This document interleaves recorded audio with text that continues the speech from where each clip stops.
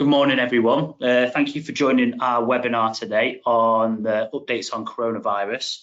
This is the second week in which we're doing this webinar. So this is a follow-on from last week where we went through the signs and symptoms of coronavirus. We also looked at how it's spread, how to prevent spread, and then also we spoke around self-isolation. So anybody that missed that webinar, you can go on our website, you can find the recording, you can watch it on there. We're going to record this webinar.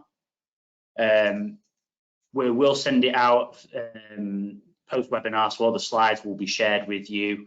What I will do and what we will go through and we'll mention a few times today is this is the latest information we have as part of this webinar. So stats and government guidance is continuously changing. You need to keep on top of it. So we're just sharing information that we know as of correct today. You are all muted as part of this broadcast. So anybody that's got any questions, and I've got a slide and I'll show you where you can add a question, but we're going to save quite a lot of time towards the end for some live Q&A session. So I'll go through where to add a question shortly. In terms of timing, this is booked in for half an hour. So like I mentioned, we should be saving quite a bit of time for Q&A and we should get it through in time or through it all in time. Should we overrun and you're able to stay on the line, we may, depending on how many questions we get through, we may overrun. If you can stay on, then great. If you're unable to, then don't worry, we'll be sending out a recording. In terms of introduction, so today in the room, we've got Michelle, who's our HR Services Director, and Phil, who is our Health and Safety Manager. And we will, I'll introduce them. We've got, again, a slide just to introduce them a bit more formally shortly. And then we've got myself and Daniel. I'm Head of Product Marketing here at Morpay. So in terms of agenda, we have got quite a lot of prospects on this webinar as well. So I've condensed it this time this week into one slide, just a quick overview of who we are, what we do. Then we're going to go through the latest guidance, official guidance. Then we're going to look at a bit into business continuity guidance as well, and then open it up for some live Q&As. So I mentioned before about the questions. We do have a box in this GoToWebinar option. You'll see there's a couple of screenshots in here. So if you put in your question, we'll be able to see who's asked it. We're not going to mention and we're not going to say who's asked the question as part of the live Q&A, but what it does mean is that we can come back to you should we either not get round to answering it or we're unable to answer it. It means that we can come back to you. Last week we had well over 100 questions come in, so we couldn't get through them all. What we did is we went away, grouped them all together, and we went back to everyone who asked a question with an answer to what they'd asked. So quickly, just like I say, one slide. This too fast. One slide on who Morpay are. We are a market leader in payroll HR. Our promise is to make payroll and HR easy. Hopefully you'll get that from this webinar. This is the level of guidance and support that we give our customers. So we've opened this up to prospects, but it was put on for our customers, and this is the support that we give them. We've been going over 50 years, around 10,000 customers, 500,000 pay slips are processed each month, and then 12,500 payroll and HR queries are handled each month as well. And together with our group, Zealous, who are formerly NGA Human Resources, we pay 1 in 6 of the working population, UK working population, should I say. And you'll see some of the companies that we, some of our customers at the bottom there. They range from small businesses all the way up to, you see, large, mostly the bigger ones in their franchises. But it just shows the level of our service and support. In terms of what we do, we have a payroll HR piece of software, and we wrap around services around that. So if you're looking to outsource your payroll or HR, so when I say HR, it's not just the HR software, it's HR advice, consultancy, training, support, and then also health and safety as well, the same, you can outsource that. Again, getting all the support and guidance a business or a small business requires. So hopefully that's giving you a very top level view of who more pay are. If I just move on.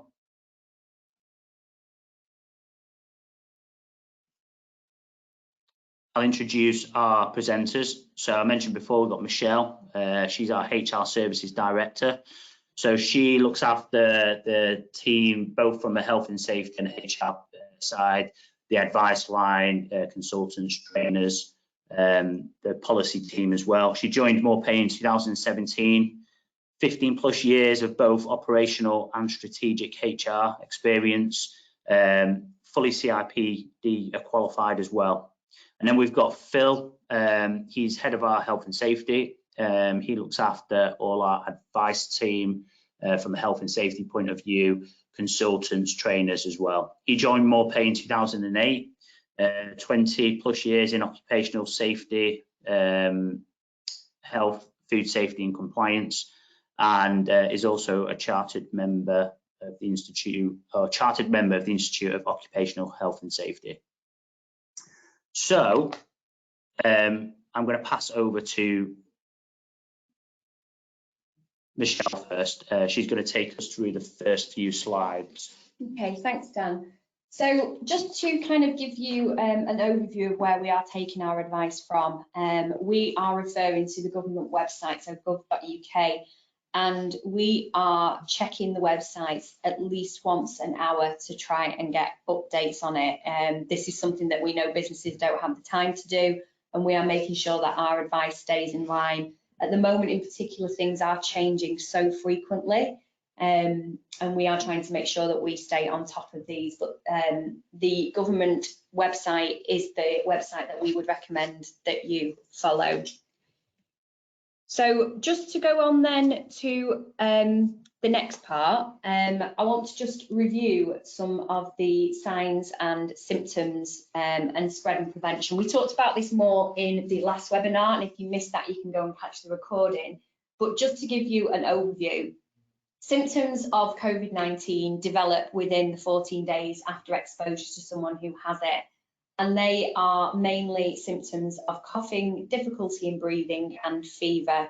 It is important to remember that these sorts of symptoms are aligned with a lot of winter respiratory illnesses and may not mean that somebody has COVID-19, but in the circumstances that we are in, caution is advised. There are two main routes in which people can spread the disease. One is spread by being nearby to people, and this is said within 2 meters, so you could possibly inhale the infection into your lungs from somebody else. And then the other way is that you may become infected by touching a surface, object, or the hand of an infected person that has been contaminated and then has touched their own mouth, nose and eyes, or you touch a door handle that they have touched. Public Health England are recommending that the general cold and flu precautions are taken to help prevent the spread of it and from people catching COVID-19. And it is all back to the basic hygienes of washing hands regularly, avoiding touching your face and your mouth, using tissues to catch it, bin it, kill it, and taking a lot more extra care than you would normally. What I want to do now is put some context around where we are as of today. Now, the government generally update their stats at 2 p.m. every day, and that will be the correct stats as of 9 a.m. that day. So this was taken from yesterday afternoon's update that said as of 9 a.m. on the 9th of March, nearly 25,000 people have been tested for COVID-19. But 24,641 have tested negative. And I wanted to start with that figure. I think it's a really important one. We're seeing an awful lot of hype in the media about the positive cases and how they are rising. But it's important to realise that the vast majority of people who have tested for it are negative. It's about 1.3% who are testing positive. Now, to balance with that, we need to make sure that in the current circumstances, you are taking precautions and you are prepared. There are currently 319 confirmed cases spread around the UK and 3 deaths. I'm sure you will have all seen in the media that last night there was reporting of another 2 deaths, which will take the total to 5. And we expect that that formal stat will come out later today with the update. The risk in the UK at the moment is currently declared as the government by moderate, and that was raised from low. This graph on the right-hand side, I think, is a good visual that shows the ramp up that we have had in the last few days. This graph only takes up to the 8th of March, but you will see in the UK that the daily confirmed cases is rising, and we will expect that to rise because now we are faced with not just people who are infected from other countries. There is now infection within the UK from person to person, even people who haven't visited other affected outbreak areas. But that's just to give you an overview, but I do want to go back to that balance of the amount of people that have been tested and the amount that have been negative. Take you on to the next slide then. This is probably the most relevant and most interesting. And as a company, over the last week, these are the questions that we are getting on a regular basis. To make sure that we are staying on top of this and supporting our customers, we have done a number of things.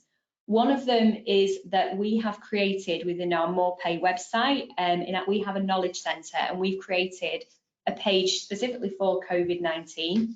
And we are regularly updating our blog, which includes advice for returning travellers on there. Now, the advice that you see on here is taken from the government guidance, and that is correct as of this morning, but with some changes, which I will go through in a second. But in terms of category 1 countries, which you'll see on the left-hand side of the table, travellers are advised to self-isolate even if they do not have symptoms. Use the 111 service to find out what to do next and self-isolate.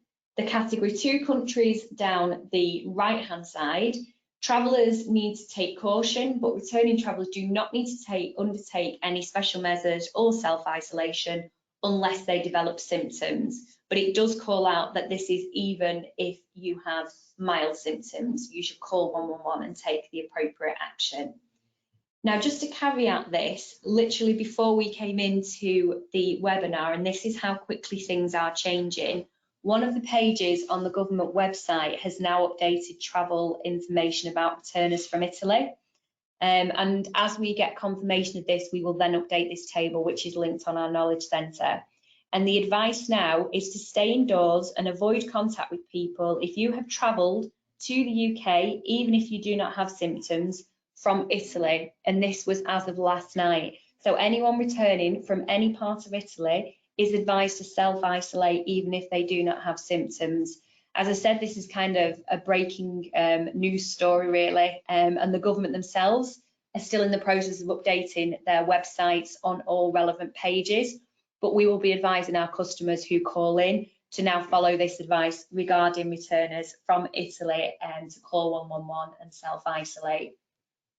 The other piece of news which is updated from last week's webinar, which I want to call out around self-isolation and returning travellers, is that the government, first of all, recommended that SSP is payable for those who are self-isolating because of coronavirus, even if they do not have symptoms. And they have brought forward that SSP should now be payable from day 1 for absences. And they are recommended that this happens as opposed to paying it after day 3. Okay, so I'm now going to hand over to Phil to go through the information we have about business continuity planning and how you can help prepare your business for it. Yes, thank you, Michelle. Yeah, some of the questions that we're getting through is around business continuity, so we thought it'd be good to put a couple of slides up. It's difficult to talk in general about business continuity because it's going to vary across the type of business, the size of the business, whether you're an engineering works or an office works, and what the potential is to actually continue your business if your premises are inaccessible. But I'm hoping we can just give across from here some general guidelines just to help you think about how you can focus your minds and pull together a business continuity plan that's relevant to your business. We have created a template and that will be shared after the webinar. We will have that posted on the various websites for clients and prospects to sort of get hold of. Again, it's a general document. It's designed to be tweaked and adapted to suit your own requirements, but we're confident it's got the basic timeline and basic step-by-step process in there that'll help you go through the business plans for your own type of business and size. On the right-hand side, just to sort of help focus some of the thought, I've copied the government's phased response to the crisis. At the moment, we're in a containment phase, which is around trying to isolate people within their home, their work, so that we're not spreading the disease around the country. There is an acceptance now, and Boris Johnson said on the news last night that we're not going to be able to contain alone. There are going to have to be other phases. So at some point, the government is going to trigger the delay phase. At this point, we will start to look at closing schools. We will start to look at potentially public transport being limited and encouraging home working. How that's going to actually be implemented and how they're going to do that is yet to be decided and yet to be confirmed, but it just starts to get the brain thinking about the challenges a business is going to face in the next 4 to 5 weeks, 6 to 7 weeks, however long we find when we go to that phase. So basic steps of a business continuity plan is identify the scope of the plan. In other words, what are we looking at? In this case, obviously, we're looking at a plan that gets us through the medium to long term around a viral impact on a business. And once you've done a BCP for this issue, you can file it away and you've got it ready for the next time this happens. So hopefully we can do some preparation work here. And even if it's implemented or not, you've prepared for a future event. We need to identify key business areas. What are the parts of the business that we need to keep operating? And within that, where are the critical functions? What dependencies have we got throughout the business on other people? What suppliers have we got? What customers have we got? Is there any financial risk from a customer not being able to pay us because they've got their own problems? So we're looking really at the whole business. What is an acceptable downtime for each of those critical functions? Can we cope without a supplier being able to supply us for a month or 2 months? At what point do we need to start worrying? And then put together a plan to try and keep the business operating. So just broken this down into a few more points on the next slide, but which follows the phases within the business continuity template. And again, some of these phases won't apply to everybody, but most of them will. So as we mentioned earlier, identify your critical people, process and suppliers. What disaster incident occurrence are we looking at, and what are the trigger points that would take us from business as usual into an emergency business continuity situation? Also, it's ideally get up a response team, working party, whatever you want to call them. Ours is called an emergency response team, but different companies call them different things. But basically, it's get a working group together of the key people within your business who can help identify the critical steps and the actions that you need to make sure those parts of the business keep working. As you're going through the process, make sure managers and suppliers, customers, employees are kept up to date. Do some impact assessments on potentially multiple scenarios. As I mentioned earlier, we've got a couple of scenarios where a school closes that most of your staff have got kids in, so you've got a lot of staff off sick. Public transport, say in London, the underground's closed, how will people get to work? So just think about the scenarios that would affect your business and start to impact assess those. Again, trigger points, at what point do we need to go into the BCP? Do we need to relocate to an alternate site? Is that applicable? If so, have we got anywhere? Is home working an option? Key thing is ongoing communication, so that if you do need to get your business continuity plan up and running, everybody knows exactly what they've got to do. Keep reviewing this and the lead up to potentially having to implement it, and also through the process. Move to your alternate plans. Make sure that that's managed through the process. Keep reviewing it. The one thing that you potentially need to do really at the beginning of your plan is work out how you come out to it as well. How do you move from business continuity back into business as usual? What are the trigger points there? And then, as with any kind of process, once you're back to business as usual, did we learn anything? Do we need to plan it, add anything else into a future plan? And it's potentially also worth at some point doing some kind of test on those processes. If you need to move IT processes to home working, do your home working facilities actually work? If you need to use another office, have you got the facilities at other office that you can use? There's a lot to think about, but hopefully that just sort of gets the mind working, because as I say, it's difficult to advise multiple businesses on a call like this, but give us a call if you want any more specific advice to your business. Okay, the final thing that we want to run through before we move to questions is just talking about the basic rules around self-isolation and action that you should take as a workplace.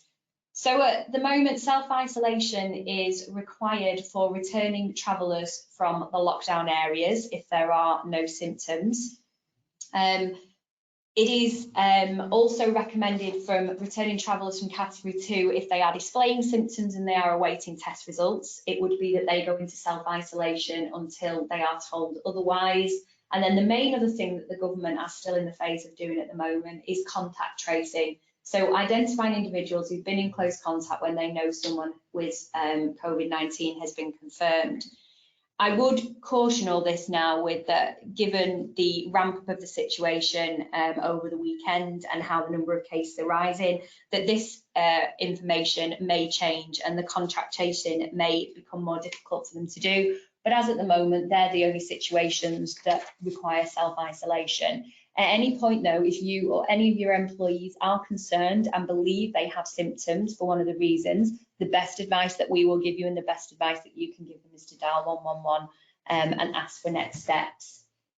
Another common question that we're getting is around workplace action and what to do if you believe somebody has become ill. And these are 3 scenarios that we've come up with. If someone becomes unwell with suspected COVID-19 while in the workplace, if they have not been to an affected area as listed on the government website, then it is normal practice to continue. So the normal rules that you would follow for someone who does not feel well, sending them home, but there is no specific action that you need to take. If you believe that somebody has been to an affected area and therefore there is a potential that it is COVID-19, you should isolate them in a room with at least 2 meters between them and other people, and then ask them to dial 111 for advice on next steps. If an employee or member of public with suspected COVID-19 has recently visited your workplace, you need to assume that they're self-isolating based on advice, but there is no specific action at the moment for businesses required whilst you're awaiting the results. If an employee or member of public who has had it confirmed has recently visited the workplace, the government at present are saying there is no immediate need for closure and the business will be contacted by Public Health England with regards to next steps. As I said, we will keep on top of this advice and we will change it as and when this happens. Some businesses are choosing to go above and beyond the generic advice and will shut offices for deep cleaning, and that is up to them to make that decision. But at the moment, advice we will give to our customers will be based on this website link that you see below, which is the guidance to employers and businesses. And we will anticipate that over the coming 7 to 14 days that this will change as the number of cases increases. Okay, that's great. Thanks, Phil. Thanks, Michelle.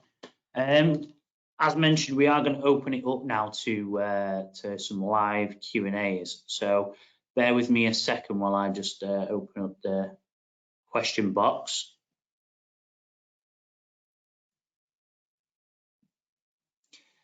So first question that we've got, what can we do to plan around the TfL closure of the London Underground?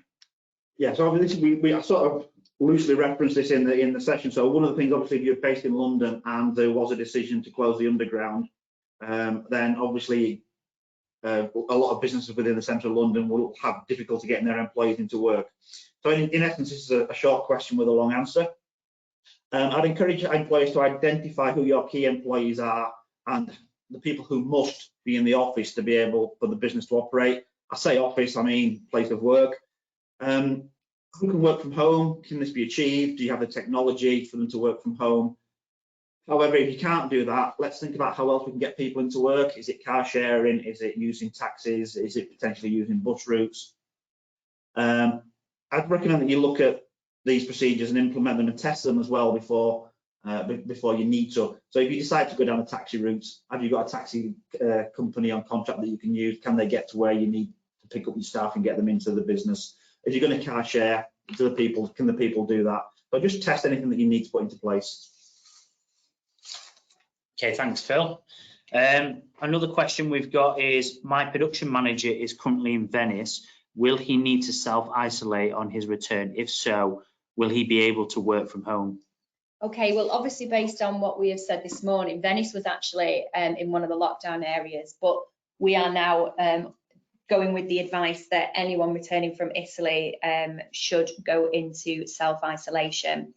If someone is going into self-isolation from a lockdown area and they have no symptoms and working from home is an option, then yes, you will be able to do that. Clearly, if they are ill and that is the reason for their absence, then working from home may not be appropriate.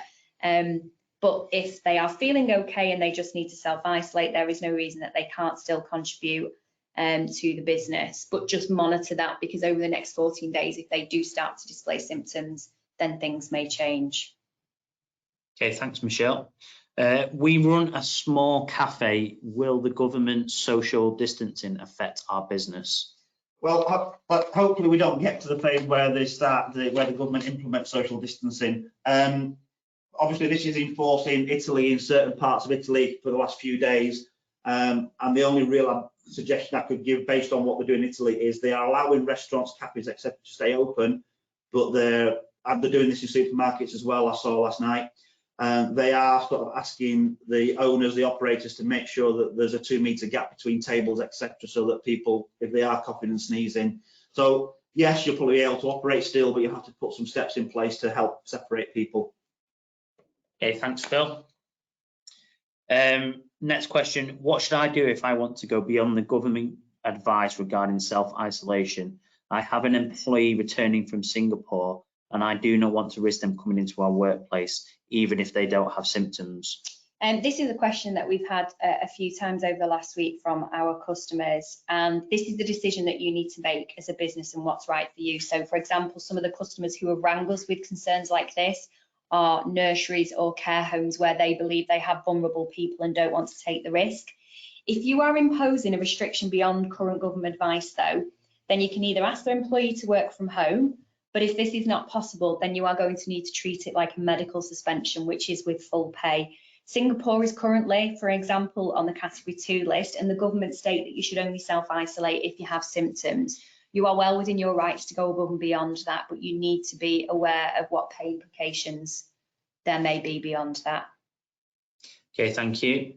Next question we've got, we are unable to get hold of hand sanitizer in the office. What other precautions can we take? Yeah, so we know that hand sanitizer is in very short supply at the moment. It is very difficult to get hold of, but good hygiene practices can still be followed without hand sanitizer. Soap and water does remain the most effective way to reduce the spread of the virus.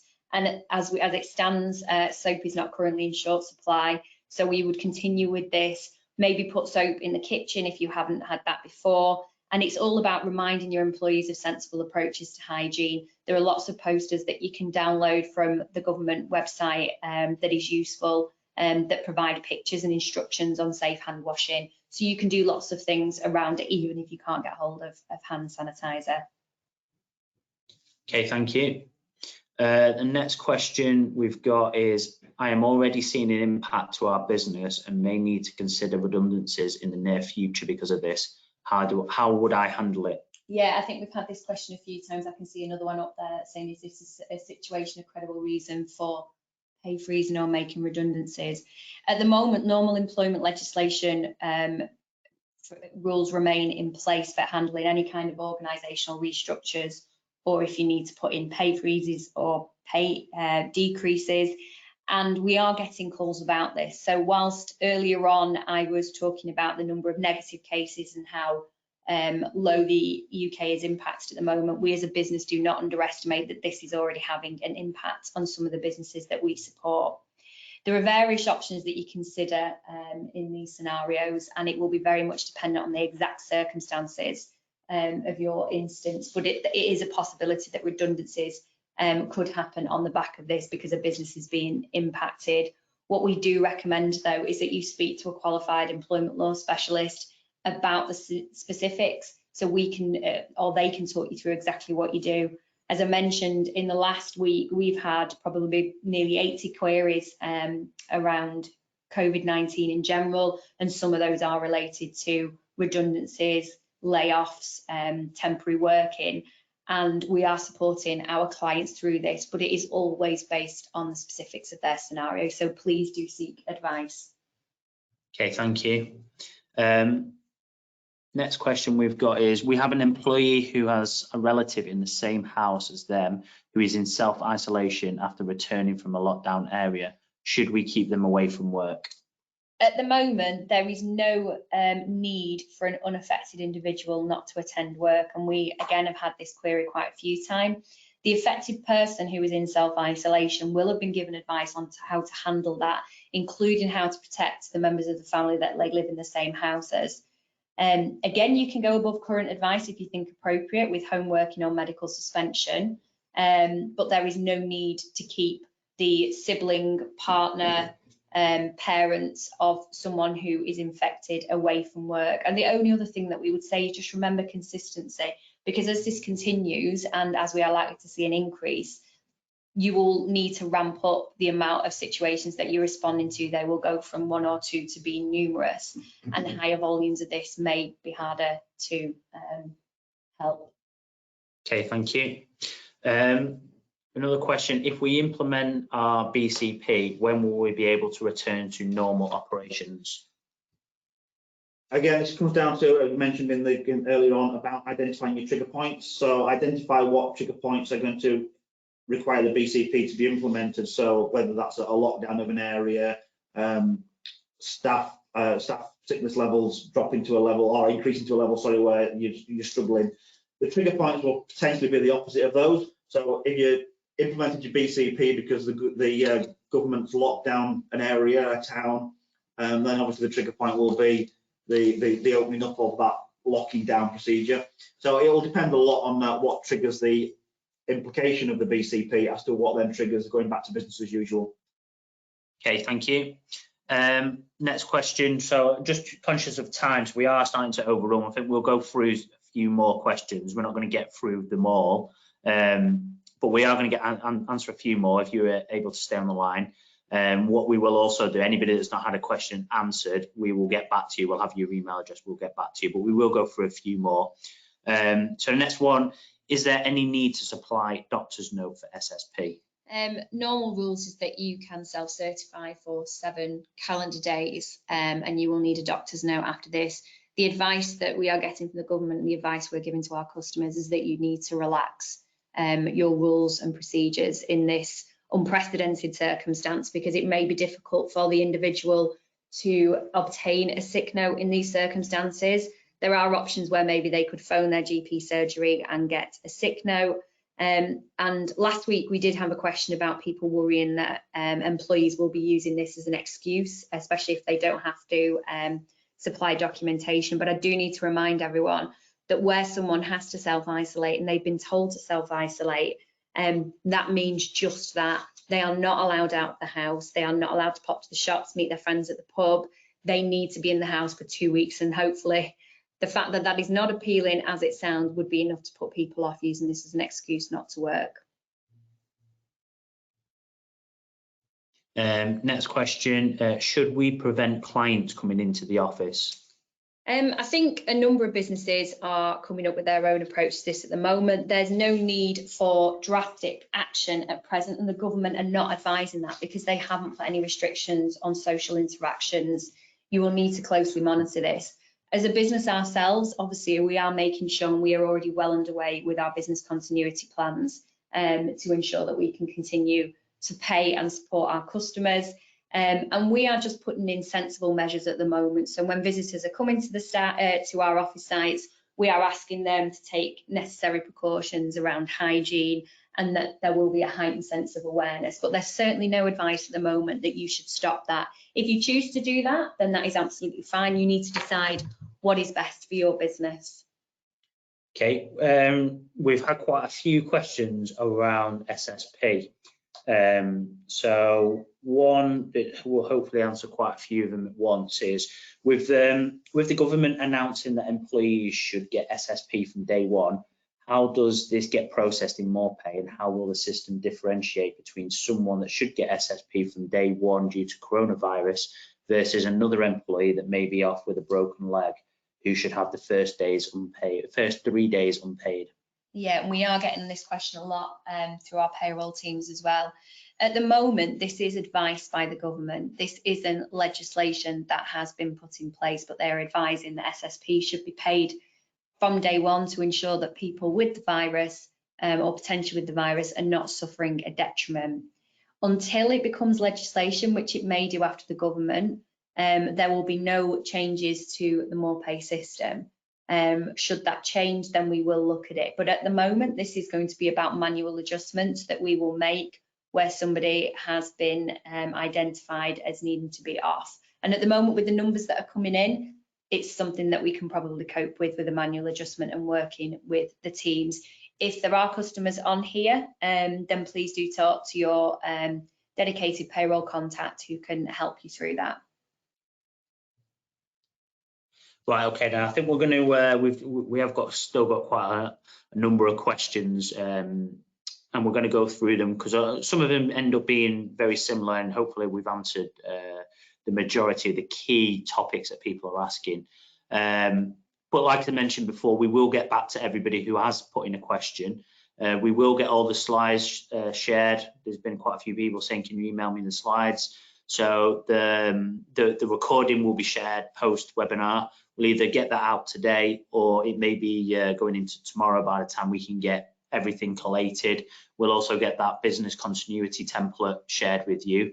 If you are looking for more guidance, you can go to our website.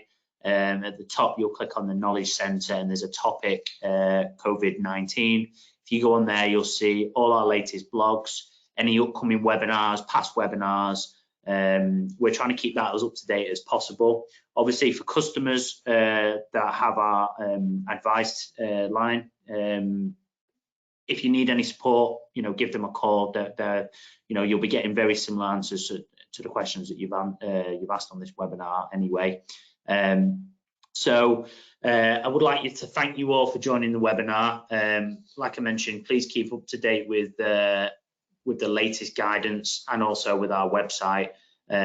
We will be putting another webinar on next week. We're not sure of the time and date yet, but as again the updates and changes are continuously changing, again we'll come back with a bit more guidance and hopefully answer any more questions and burning questions that we're getting through the advice line. Okay, thank you all. Hope you have a great day. Bye bye.